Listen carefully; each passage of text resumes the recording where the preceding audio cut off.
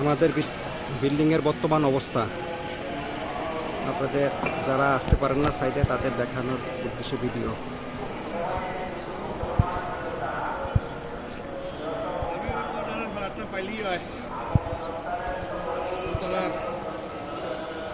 তিনতলার কর্নারটা ফাইলি হয় আমার লটারি দিয়া। তিনতলার কর্নার না বলে ছোটো কইলেন, কর্নারটা ছোট, আবার ওই যে কোনাটা ভবিষ্যতে ভাঙা দিতে পারে লিখে একটু বড় রাখছি।